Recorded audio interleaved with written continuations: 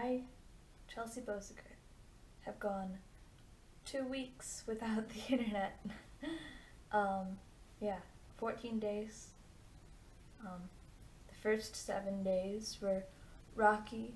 I I tried to cope and be more productive, and there were like glimpses of doing more with like productive things like homework specifically, not just other things. Um, but then the week after, like, I had the complete realization that you can't just get rid of using parts of the internet and expect to be like, well, of course, everybody can do this. Everybody can just stop using the internet for a bit and do their thing because they don't have any other choice. That's not true.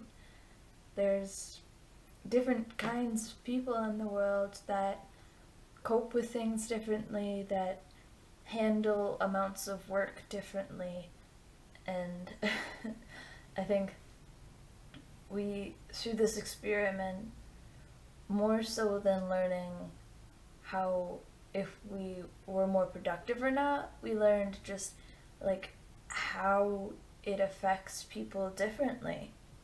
Um, Emily, I'm pretty sure she got more done. She could do more homework in a more comfortable amount of time, and she was getting to bed earlier and more sleep, and for both of us, we both seemed happier, I think. But for me, like, in the first week, I really tried to, like, get to my homework and try to do it, and then, like, throughout every now and then, I would have, like, bits of free time that were, like, way more than I was used to, because that free time would usually be filled, like, automatically, because I already had plans to watch YouTube videos and procrastinate. But now I had to, like, fill it with something else.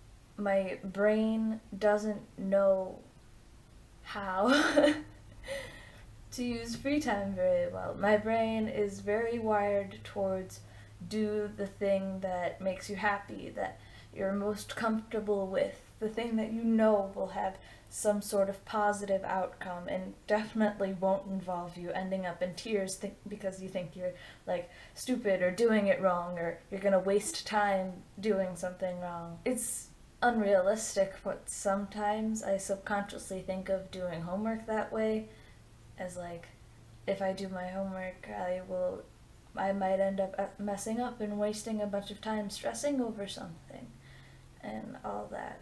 And I just completely forget about the fact that it's going to help me learn and succeed in the class. And that's just a personal problem. So this experiment, it definitely taught me a lesson, that's for sure. Completely blew my expectations away. I think it's been, like, I haven't been reading as much this past week as I was in the first week, because I've been distracting myself with other things. When I said that I was going to be using my little apps less, I did, like, just completely stop using two of them. I actually deleted one of my plant watering apps, and but I just replaced that with more time on the other two that were left. So that wasn't good. I'm not trying to sound like that, but like, I'm a special person. I am a special circumstance, and we get to document it and learn about it.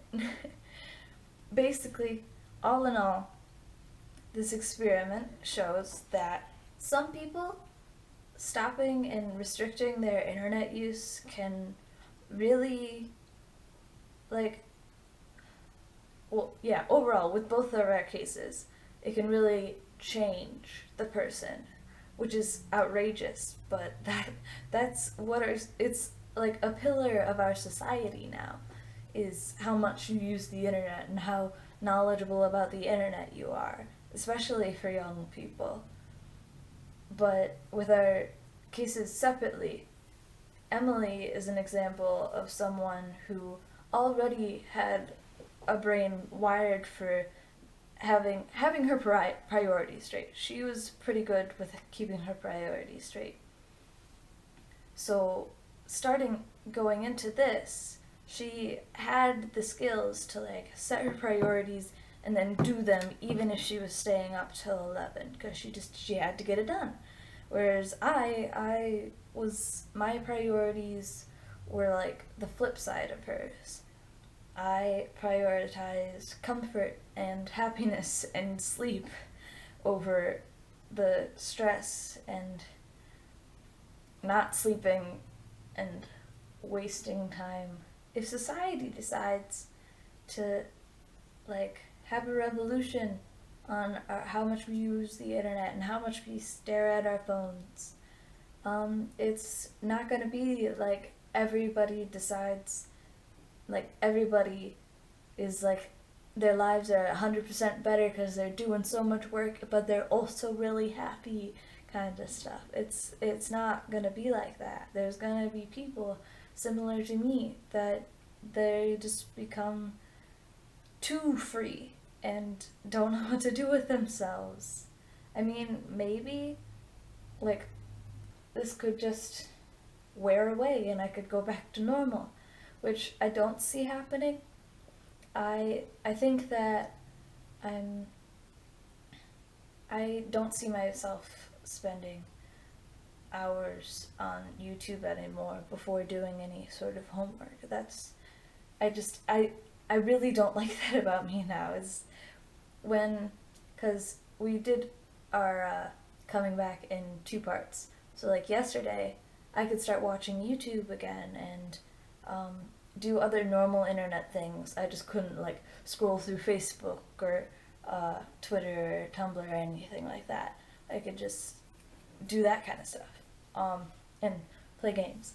And then, so I tried catching up on my YouTube videos, but then I actually, like, I got bored way quicker than usual. I don't know if it was because it was old news or because I wasn't used to that kind of sitting still anymore. Because I did sit still for a large amount of times throughout this playing solitaire. which is another big thing that I brought with me through this experiment. I've gained solitaire skills, and I'll probably take that with me after this, because I can't just leave it. I have goals to get. I'm pathetic. But yeah, I'm a new woman after not using the internet for 2 weeks.